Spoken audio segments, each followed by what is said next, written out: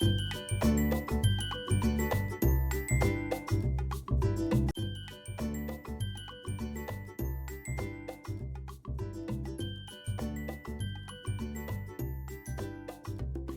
हाय, नमस्कार. मी प्रियंका. माझ्या channel Priyanka life ब्लॉगमध्ये तुमचं सर्वांचं स्वागत आहे. आज मी लुसलुसीत, मऊ व पटकन जिभेवर विरघळणारे असे बेसनाचे लाडू तयार करणार आहे.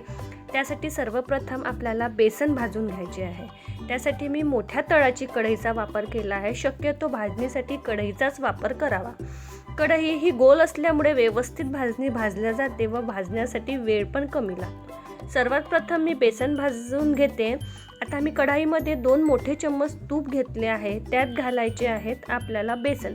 त्याला मंद आचेवर तुपामध्ये चांगले भाजून घेऊ. यात भाजत असताना तुपामुळे झालेल्या गुठळ्या मोडत आपल्याला बेसन छान भाजायचे आहे. आता बेसन भाजत असताना मला 7 ते 8 मिनिटं झालेली आहे. मी पुन्हा यात 1 चम्मच तूप घालते आहे.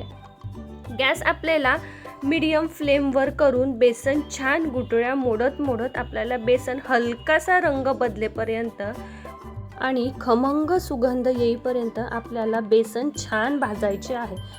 हे मिश्रण जरा तुम्हाला कोरडे दिसत असेल, पण ह्या स्टेजवर तुम्ही तूप न घालता, अगोदर आपण 3 चम्मच तूप घातलेलं आहे, तूप न घालता आपल्याला छान 20 ते 25 मिनटं छान बेसन भाजायचे आहे.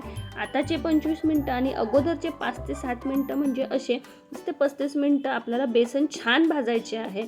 आता तुम्ही बघू शकता मी छान ते 35 मिनटं म्हणजे अर्धा तासाला थोडं जास्त मिनटं पूर्ण छान बेसन भाजून घेतलेले आहे आणि ह्या स्टेजवर बेसन छान भाजल्या गेलेले आहेत. आता आपण गॅस बंद करून आपल्याला संपूर्ण मिश्रण हे छान गार करून घ्यायचं आहे. तर मी हे मिश्रण एका ताटात काढते आहे आणि आपल्याला ते संपूर्ण गार करायचं आहे. मिश्रण जरा गरम असताना पिठी साखर घालायची नाही तर गरम मिश्रणमध्ये पिठी साखर घातल्याने त्याचे पाणी होईल. आपल्याला मिश्रण हलकं कोमट होईपर्यंत थंड करून घ्यायचे आहे. आता हे मिश्रण हलकं कोमट झालेलं आहे. यात आपण वेलची पूड आणि पिठी साखर घालायची आहे आणि हे संपूर्ण मिश्रण आपल्याला एकजीव करून घ्यायचे आहे. आता आपण लाडू बनवायला घेऊया. बेसन चांगले भाजले की लाडू पटापट बनवता येतात. इथे आपण सर्व लाडू बांधून घेऊया.